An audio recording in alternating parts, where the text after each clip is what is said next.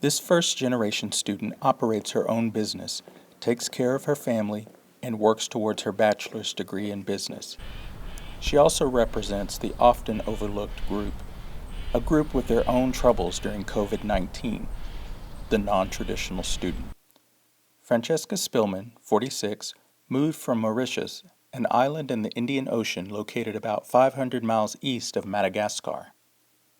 It was here she and a U.S. Marine fell in love.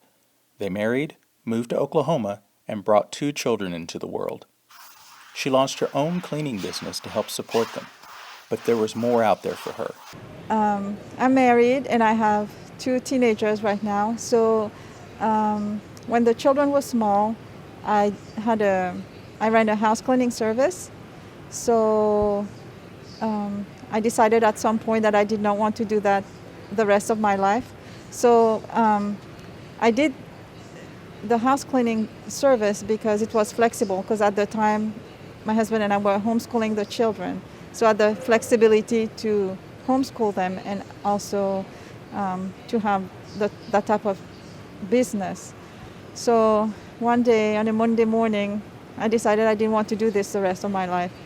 So that was early in 2016. And so then I decided that very day to change my future, I needed to go back to school. For some non-traditional students, years away from schoolwork requires an adjustment upon return.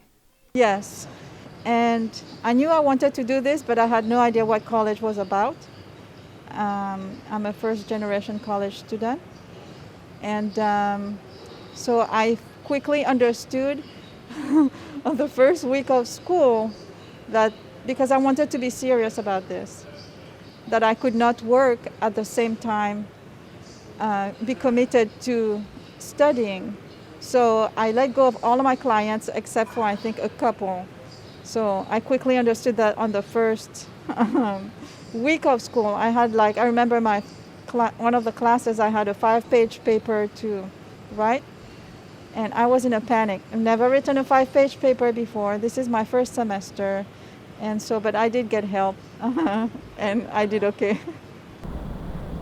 Non-traditional students face some of the same issues as any other student: deadlines, new environment, and fitting in. But she had additional duties to more than herself.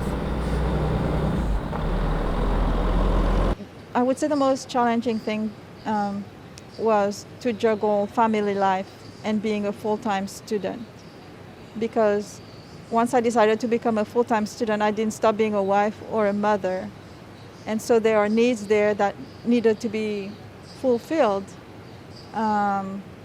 which is ongoing, laundry, cooking. I mean, I do have a family that understands that I'm going to school, so they do their part to help me.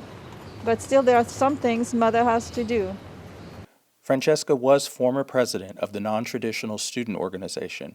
Now that role is filled by Kylie Martin. The organization, like most on campus, has struggled under COVID-19, especially with being seen. There's a lot of non-traditional students that don't realize there is a bunch of non-traditional students, so they don't actually realize that the organization exists, because it's not really talked about. A lot of advisors don't talk about it. Something that is just, I guess, kind of hidden a little bit. There are an estimated 19 million students enrolled in a U.S. college this fall 2020.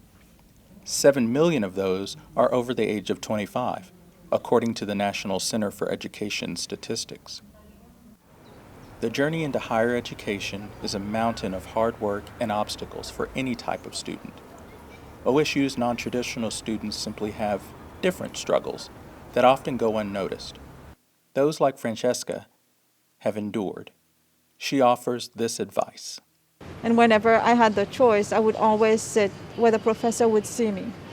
So I did not want to be just somebody lost in a crowd of sometimes 300 students. I wanted the professors to know me by name, and most of them did.